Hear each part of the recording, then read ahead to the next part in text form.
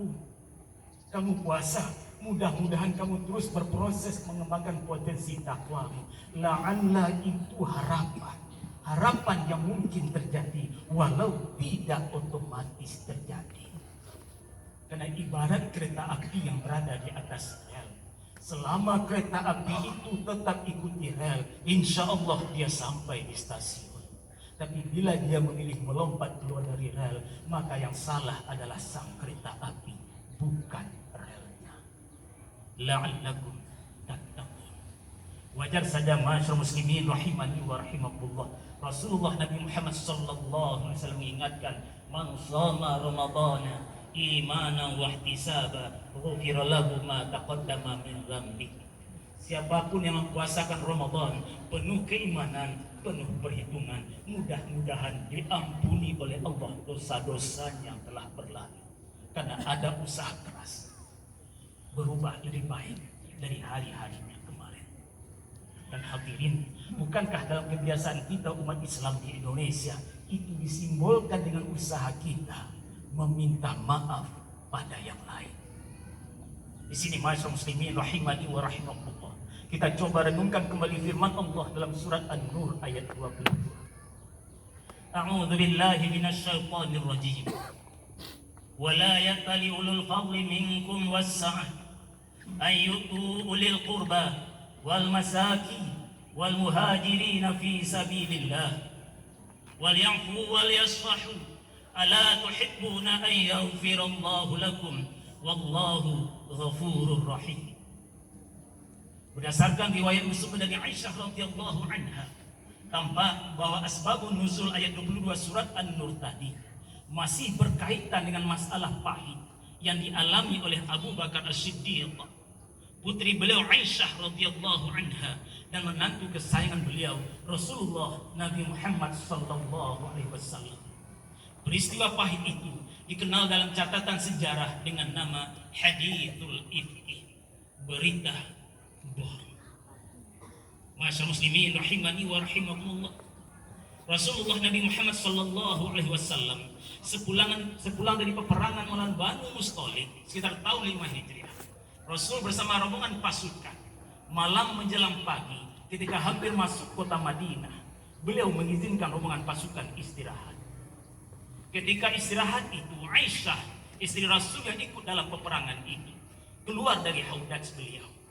Haudats ini hadirin semacam tempat tertutup yang diletakkan di atas punggung onta, yang antara gunanya melindungi wanita dari pandangan-pandangan usil. Aisyah keluar dari haudats tadi untuk keperluan buang air. Turunnya Aisyah yang pertama ini diketahui oleh rombongan pasukan Rasul.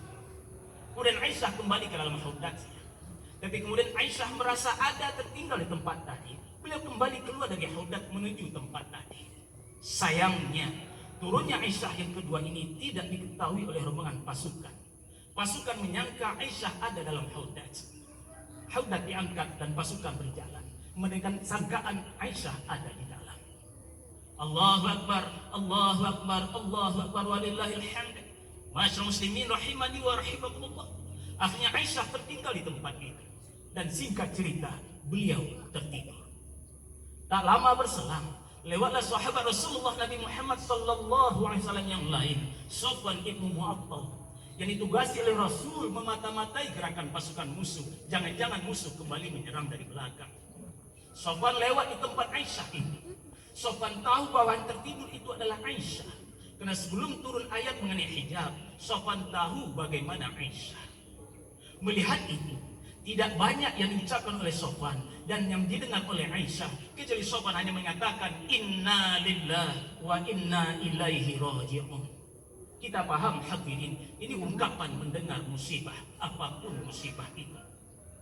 Hanya itu yang diucapkan oleh Sofwan dan hanya itu yang didengar oleh Aisyah. Sofwan mempersilakan Aisyah menaiki kendaraan beliau. Sofwan menuntunnya sampai akhirnya bertemu rombongan pasukan Rasul. Namun sayang hadirin, ketika bertemu rombongan pasukan Rasul, ternyata di antara pasukan Rasul itu ada orang-orang munafik. Melihat keadaan Sofwan dan Aisyah seperti ini, mereka gunakan itu melancarkan tuduhan keji menyangkut kesucian Aisyah. Mereka tuduh Aisyah berzina. Bahasa orang sekarang, Aisyah itu selingkuh.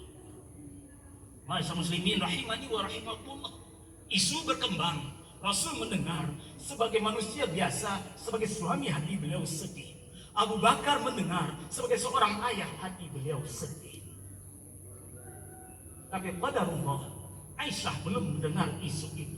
Sampai di Madinah sekitar 1 bulan lamanya Aisyah jatuh sakit, belum mendengar isu itu. Ketika hampir sembuh, Aisyah ditemani oleh Ummu Misbah untuk keperluan buang air. Masya Allah. Tapi sahabatnya ada hadirin, Aisyah terpeleset. Ternyata ketika itu Ummu Misbah keluar umpatannya, celaka Misbah. Aisyah bingung. Ada apa engkau umpat Misbah? Bukankah Misbah ini sahabat Rasul? Bukankah Misbah itu pahlawan perang Badar? Kenapa engkau katakan celaka Misbah? Ditanya oleh Ummu Misbah, apakah engkau belum tahu Aisyah? Belum ada apa? Diceritakanlah berita itu. Ternyata hadirin, sumber berita orang munafik. Misbah ikut menyebarkan berita itu, walau bukan beliau sumbernya. Akhirnya turun surat An-Nur ayat 11. Innal ladzina ja'u bil ifki usbatun minkum. Sesungguhnya orang-orang yang membawa berita bohong itu, usbatun minkum, bagian dari kamu juga itu. Itu berita bohong kata Allah. Hadithul ifki, atas dari bawah, di bawah dari atas. Berita bohong itu Allah langsung yang menyatakan itu berita bohong. Artinya Allah langsung membela kesucian Aisyah. Jokowi sering bohong. Di sini hadirin kita lihat istimewanya Aisyah. 3 manusia dihormati dalam Islam tersandung tuduhan zina. Nabi Yusuf tersandung tuduhan zina, dibela oleh kerabat istana manusia.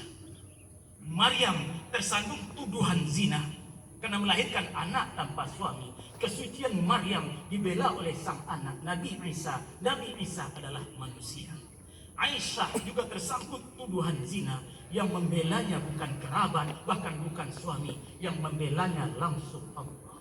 Betapa istimewa posisi Aisyah. Masya muslimin rahimani wa rahimakumullah. Lalu apa hubungannya dengan Abu Bakar As-Siddiq? Sumber berita adalah orang-orang munafik. Tapi ternyata ikut menyebarkan itu adalah Misbah.